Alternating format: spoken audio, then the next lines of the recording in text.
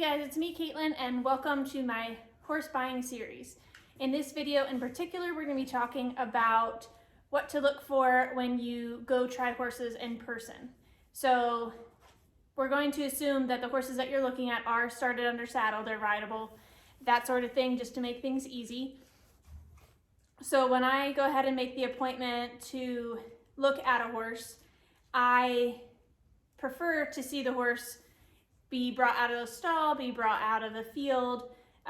Most sellers are probably going to have the horse cleaned up for you ahead of time, so they're going to be clean already. But I still would like to see how their ground manners are, how they are about haltering, standing in the cross ties, that sort of thing.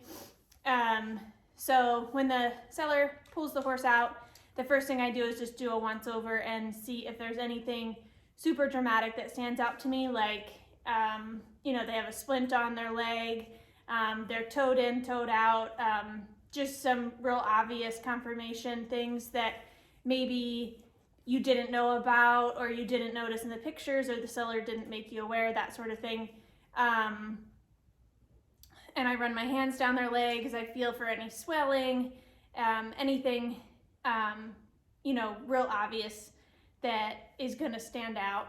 That's usually the first thing that I do. And then if the seller is open to it, which generally they are, I like to groom the horse, just run a brush down them. It doesn't have to be anything fancy. I pick their feet up. How are they for, picking their feet up? And just overall, are they wiggly on the cross ties? Do they seem quiet? That sort of thing is all stuff that I'm looking for. I'll go ahead and watch the seller tack the horse up. In some instances, most sellers are probably going to put tack on that they know fits the horse. So I would ask ahead of time if it's okay to bring your own saddle. Usually if I'm selling a horse and people want to bring their own saddle, I'll ride in my own and then we'll switch it and put theirs on, as long as it fits within reason. If it doesn't fit at all, I won't let them put the saddle on, because obviously that's gonna, could possibly change the horse's demeanor. So just as a buyer going in, that's just courtesy to ask ahead of time if you can bring your own tack and try it on them or whatnot. So I'll see how the horse is being tacked up. Are they girthy?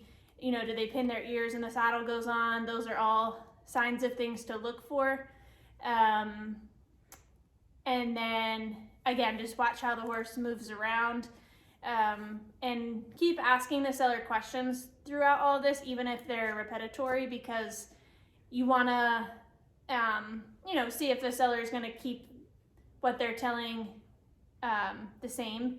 If their story keeps changing back and forth, and things keep, are different than what questions you asked initially, then I would be a little bit leery of what the real story is. But for the most part, we hope that the answers are the same. But I still ask questions as I go along. Things might come up that you didn't think of before, so feel free to ask questions about the horse as you're going. Again, at this point, I'm just watching ground manners, how the horse reacts to different things, what their personality is like. If at any point during this process that you just automatically know that the horse is not a good fit or not going to be a good fit, then I'll just tell the seller then that the horse isn't right for us, because at that point you're just wasting their time. So if you see the horse and he has a crooked leg and you aren't interested anymore, then just tell the seller before they even tack the horse up. Again, these are just common etiquette things as you're trying horses when you're buying them. So, you head down to the arena. Generally, I always have somebody get on the horse first, whether it be the seller or somebody else. I always have somebody ride before I even step foot in the saddle, because you just don't know. I'm not going to get on a horse that I haven't watched somebody else ride first. So that's my number one rule. Number two, if you're buying this horse for a child, then I want to see a kid ride it when I go to try the horse. I don't mind if an adult gets on it first, but at some point I want to physically see a child ride the horse around if that's what, if I'm going to stick my kid on it or, anybody else's kid on it.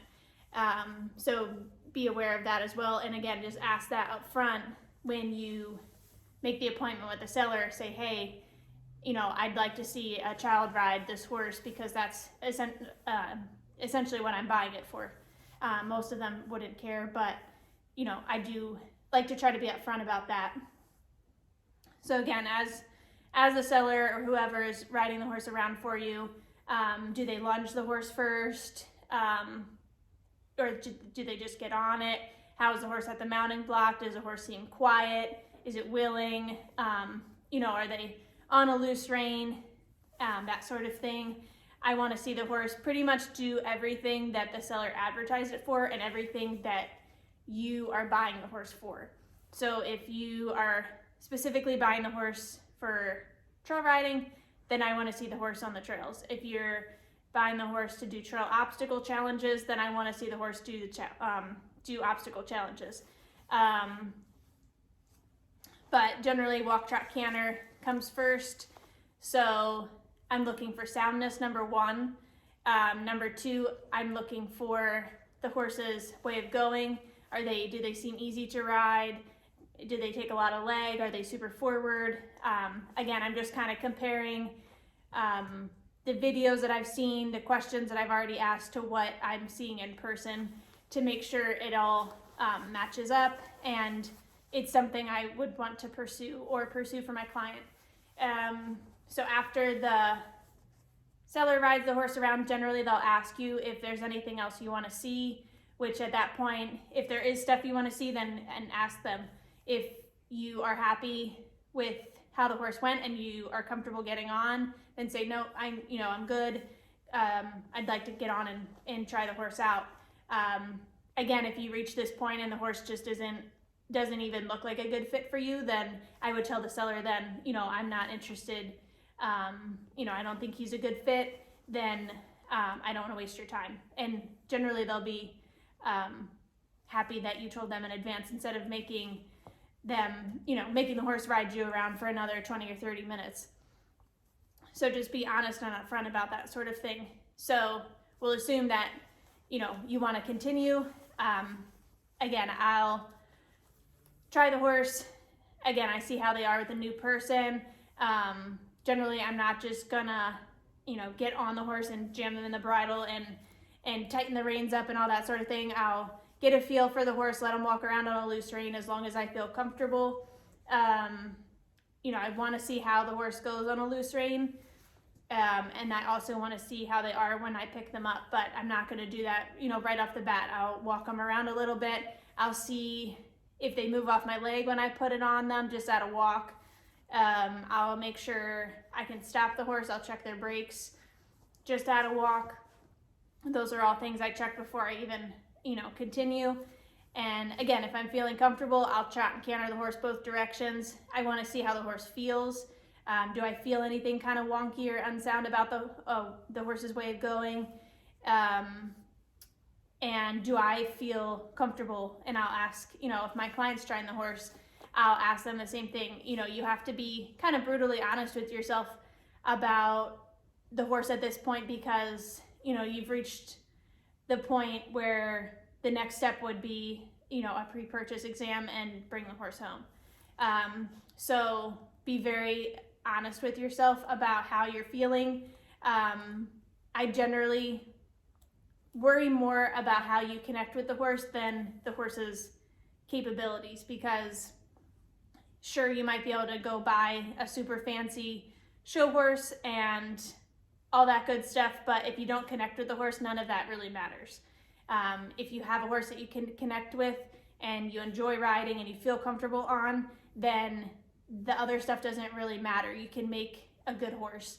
You can still have fun showing, but that is my very first thing is, are you comfortable? Do you enjoy riding the horse? And what does your ultimate gut feeling tell you about the horse? And if you don't know in one ride, that's totally fine. I tell people all the time, it's really hard when you're not a professional riding horses every day to get on a horse and figure all the buttons out and be comfortable and do all the things. So don't feel bad about asking to try the horse again. Obviously, if you're traveling, you might, again, have to let the seller know this ahead of time that maybe you'll come back the next day. But if it's a local horse, give it a couple of days, see if you still have the same feeling, and then, ask the seller if you can come back and try the horse again. So, we'll assume that everything still went well at this point.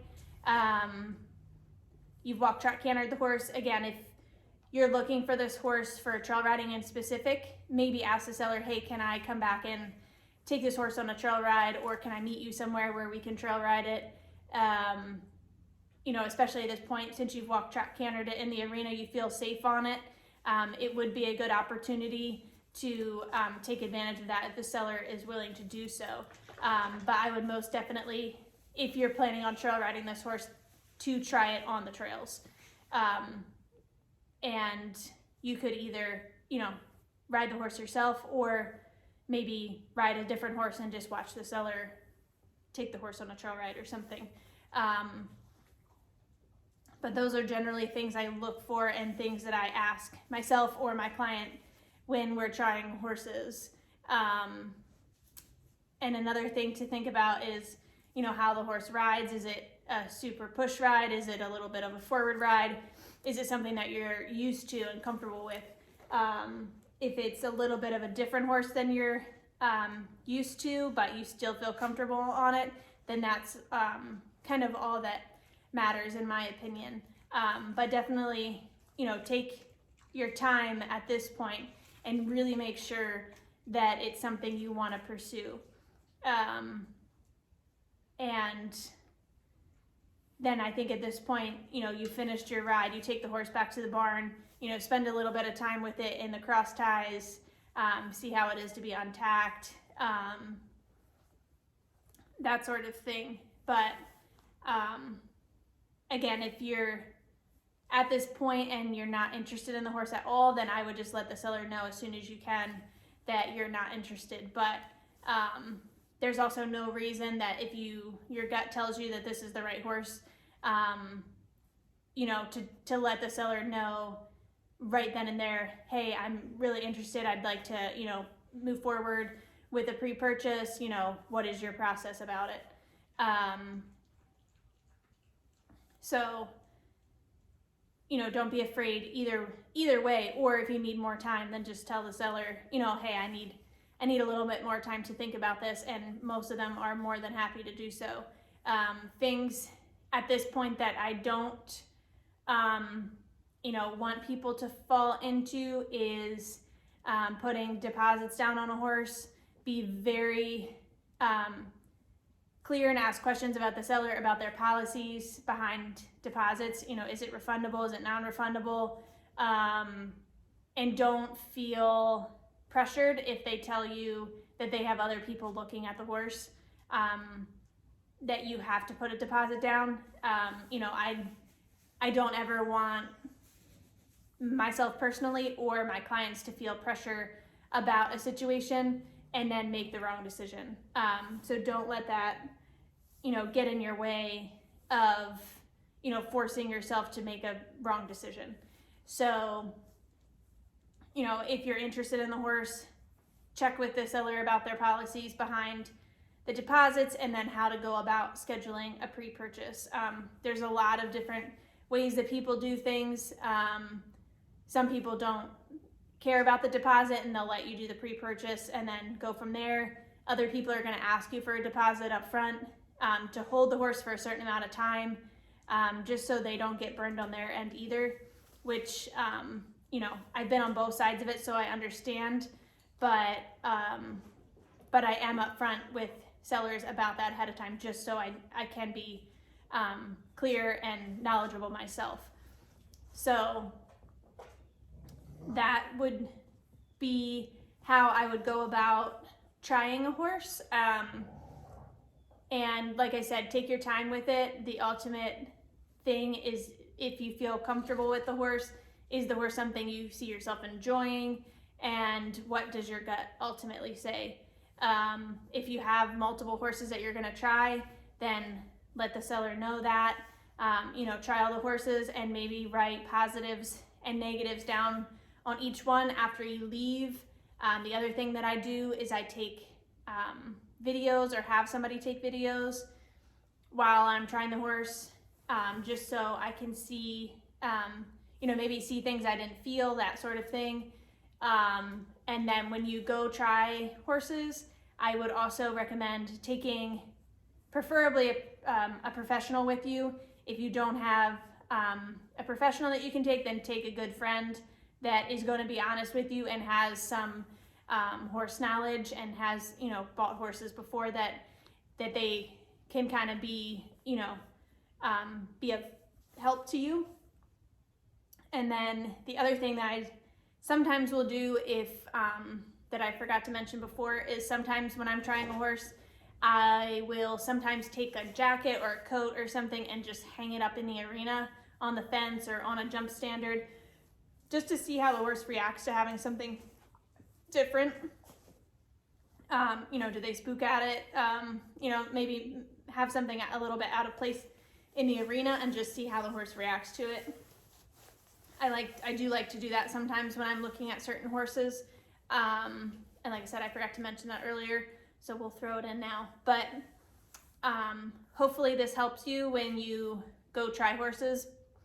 And if you have any questions, you can message me or email me. And then our next video is going to be on pre-purchase exams.